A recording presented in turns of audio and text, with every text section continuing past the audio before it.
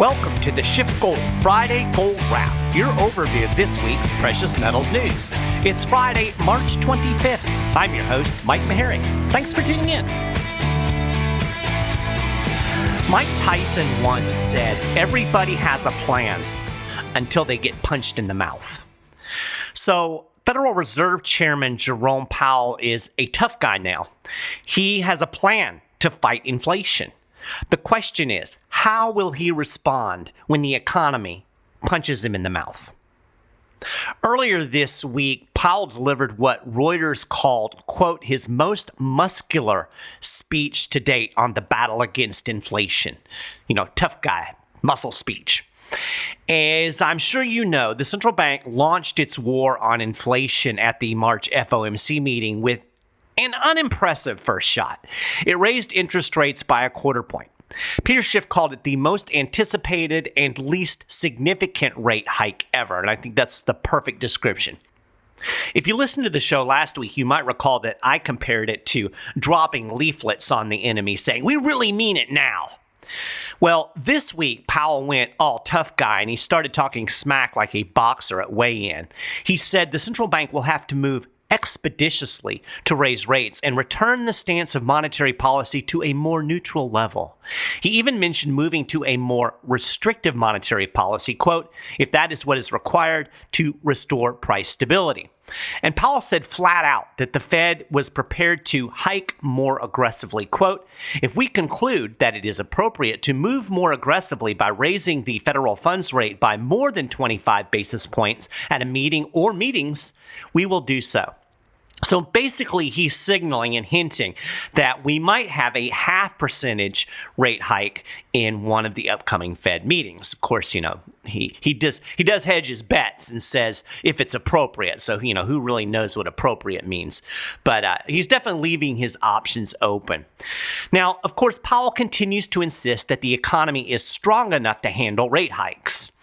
Now, it wasn't just Powell. Other Fed members piled on this week, too. San Francisco Fed President Mary Daly said, quote, I have everything on the table right now. If we need to do 50, 50 is what we'll do. With the labor market so strong, inflation is at the top of everyone's mind.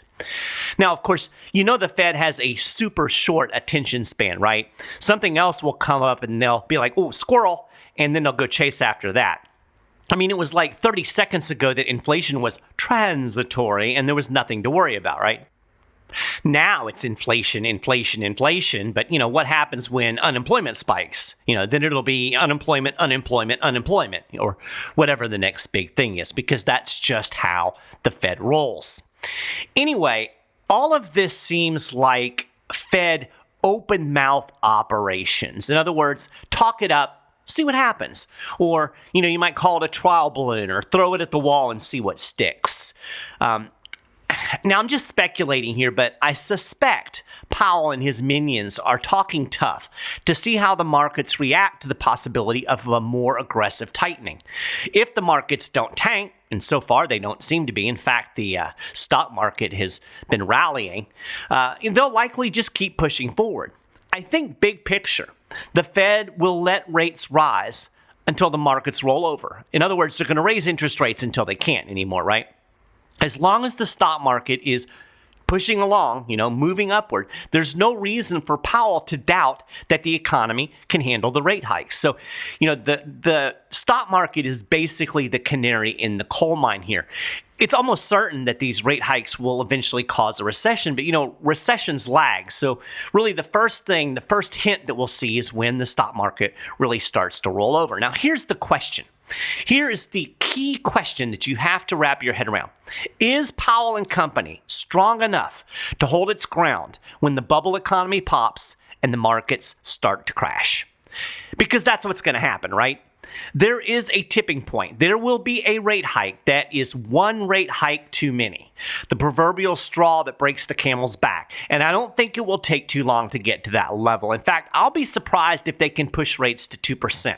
You know, the tipping point back in 2018 was 2.5%. So 2% I think is optimistic. Maybe 1.5%. I don't know. But I don't think that they're going to be able to push rates anywhere near as high as they need to fight inflation.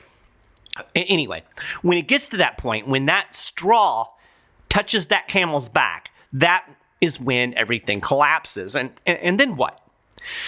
During his post-FOMC press conference, Powell indicated that price stability is so important that the Fed may have to keep on hiking even if unemployment rises. The implication here is that the central bank is going to push forward with tightening. Inflation is such a serious problem now, all of a sudden, that it's going to keep tightening even if it causes a recession. I'm skeptical.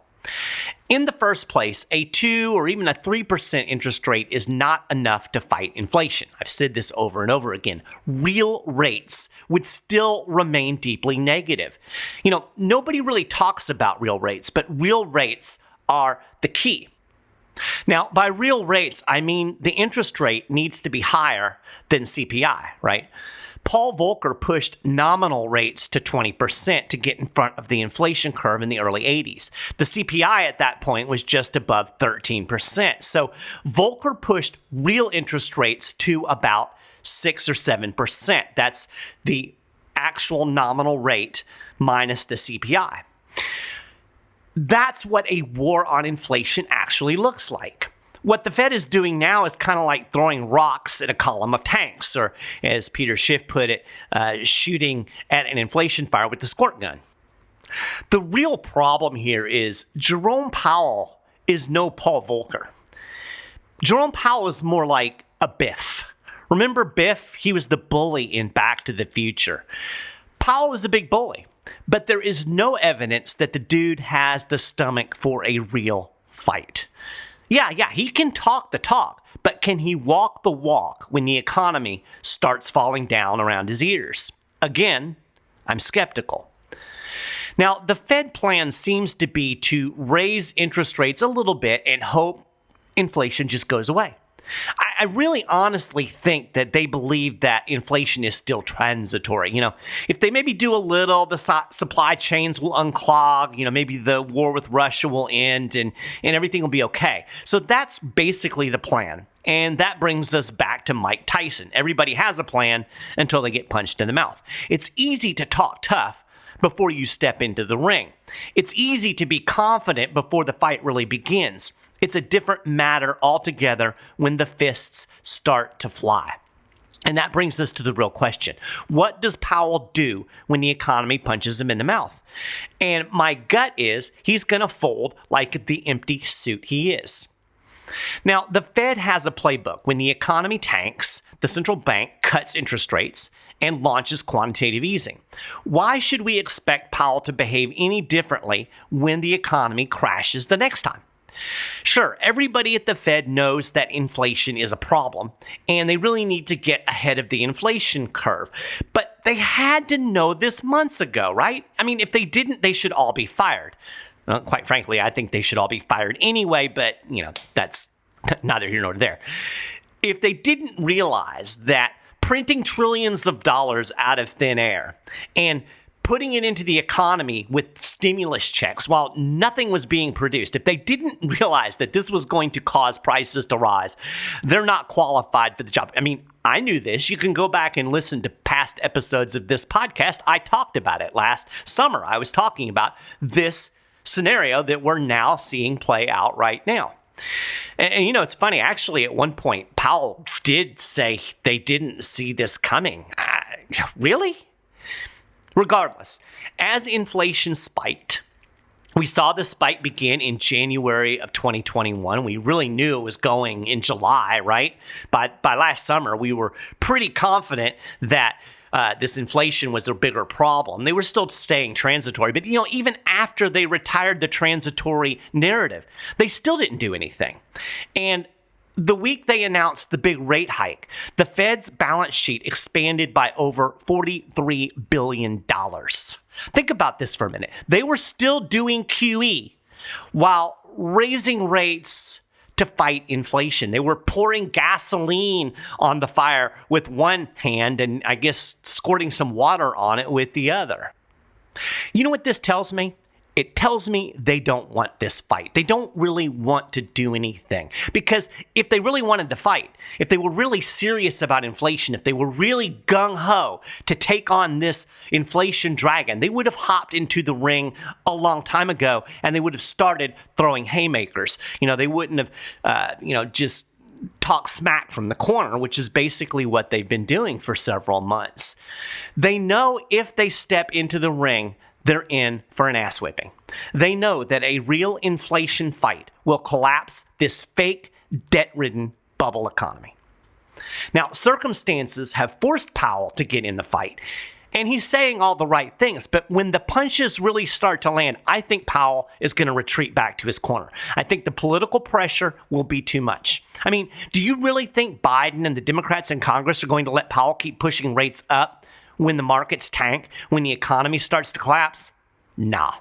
The moment it becomes clear that the economy is not strong, the moment the markets really start to crash, everybody will demand that the Fed do something. And it will. Today, Powell says he's going to stand his ground, but I think when push comes to shove, he will sacrifice the dollar for political expediency. The Fed will rush in to bail out the economy and pump the air back into the market bubbles. It always does. Now, honestly, I think the markets are misreading this too. The bond yield curve inverted this week. On Tuesday, the yield on the 5-year Treasury was 2 basis points higher than the yield on the 10-year. That's a recession sign. So the markets expect this tightening to bring about an inflation. Now, up to that point, they're right. They've got that right. But it's going to be a bigger crash, a worse recession than they imagine. I keep bringing this up, but I think it's really important. We were on the verge of a crash in 2018. The Fed had been pushing rates up just like it is now. They were shrinking the balance sheet just like they're supposedly going to start doing, I think, in May. And when the stock market started to crash in late 2018, the Fed ended rate hikes. It ended balance sheet reduction. It cut interest rates, and it went back to QE. This all happened before coronavirus. And I think I've said before, I think coronavirus really saved the Fed's bacon because things were shaky and they were pivoting back to QE and stuff, but they didn't really want to admit it. Remember, they weren't going to call it QE. But the fact of the matter is, we were on the cusp. COVID gave them the excuse to go all in on quantitative easing. And we got this massive, expansion of the balance sheet to what? We're almost at $9 trillion now. So the Rona let them do this. It gave them kind of the cover to do it. I don't know what cover they're going to have next time. Maybe they'll blame Russia. That seems to be the popular thing to do. But anyway, that's the history, right? So why should I expect a different outcome this time? Because Powell's a tough guy? No, Powell's not a tough guy. So bonds have gotten crushed since the FOMC meeting. Yields have risen quite a bit, although quite frankly, they're still very low by historical standards. But nevertheless, the markets seem pretty sanguine about the carnage in the bond market. Perhaps investors think we're close to the top and the rise in interest rates is almost over because, quite frankly, they've become very accustomed to a low interest rate environment. They're the drug addict. They're addicted to low interest rates. They can't imagine that their pusher is going to cut them off. So maybe that's why nobody's, really that upset. It's kind of ho-hum in terms of the bond market. But here's the thing. The only thing that's going to stop interest rates from rising at this point is a pivot by the Fed. And as I said earlier, as long as the markets ignore the situation and the stock markets continue to rise, there's no reason for the Fed to pivot. So I think we're going to see more carnage in the bond market. I think we're going to see interest rates pushing up. And that's bad news for an economy that is basically supported by debt. It's important to grasp the mechanics here. This economy is built on borrowing and spending. That is predicated on low interest rates. When interest rates go up, people can't borrow as much. And that's why an economic rollover is inevitable here. Think about it. Again, 2018, we saw that rollover starting to happen at 2.5% interest rates. We have way more debt in the economy now than we did then. That's why I'm pretty confident that the Fed is not going to be able to hike rates substantially. without the market and without the economy starting to tank. Now, here's the other thing. I think the markets believe the recession will tamp down inflation. So they're seeing the inflation or the recession on the horizon, but they're not too worried about it because that'll fix inflation. I'm not so certain. I think we may well end up with both stagflation. And if the Fed goes back to loose monetary policy, we'll certainly have both, right?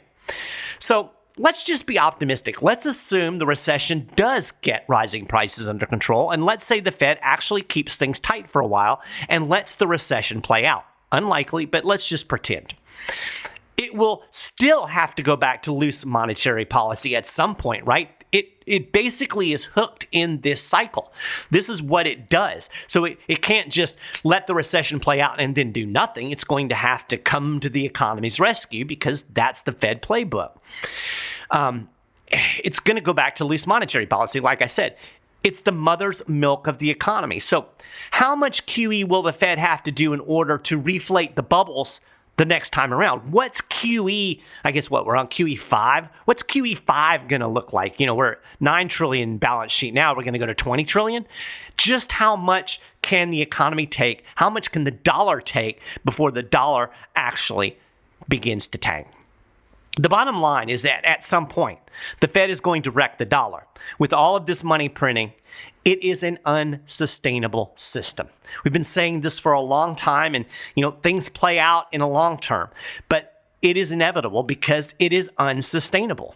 And I think it's going to be sped up because we're seeing this kind of backlash against the dollar because the U.S. government keeps using it as a weapon. And I don't really think the Chinese are real hip on us using dollars as a weapon against them. So, we could see a collapse in the dollar sooner rather than later. I'm not predicting that, but it could happen, right?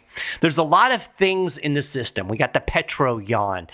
We've got just all kinds of things. We've got these interest rates. We've got a bad economy. All of these things are out there circling around, kind of like the whirlpool going down the drain. And when that whole thing just goes and sucks down, I don't know, but I'm convinced that at some point it's coming.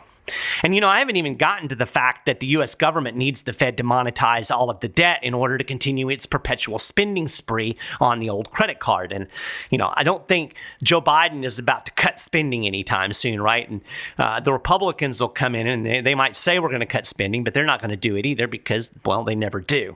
The U.S. government is addicted to borrow and spend, so it needs the Fed monetizing the debt. And the Fed can't monetize the debt if it's not doing quantitative easing. So you see the corner that the Fed is backed into, right? There's really only two ways this can go. The economy crashes and the central bank lets it, which means a lot of economic pain for a lot of people. Or what I think is more likely is the Fed will forget about inflation, and just go back to money printing. I want to call your attention to one more thing real quick before I wrap up this show. There's been a lot of weird stuff going on with the COMEX. And this has to do with the settlement of future contracts and the movement of physical metal, both gold and silver, as it relates to these paper contracts.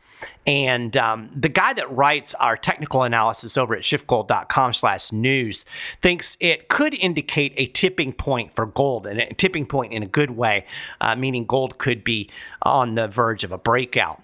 Now, COMEX data has shown a lot of large deviations for the last several months. Most of this occurred before Russia invaded Ukraine, and the deviations have grown larger since. The invasion seems to have accelerated trends that were already in place. The latest data point showed that the inventory of gold at the banks is now growing at the fastest pace since October 2020. So this further confirms pressure is building under the surface. Now, again, this is kind of technical analysis. If you're interested in such things, I will link to an article about this over on the show notes page at SchiffGold.com/news. And you can find links to the show notes page both on the YouTube post and also over on SoundCloud. Or if you want to just talk to somebody about this and get a better understanding of what all of this means, you can talk to a SchiffGold precious metal specialist. Just call 1-888-GOLD-160, or you can shoot them an email info@SchiffGold.com. And, they can tell you kind of what's going on, what they see brewing in the gold market, and kind of explain this COMEX stuff in a little more detail. Or again, you can just read the article. He goes through bullet points. There's some links that will take you to some articles about what the COMEX is. Technical analysis is not something I'm going to do on the show, but I did want to call your attention to it because I think it's really important. So with that is a gold wrap for this week.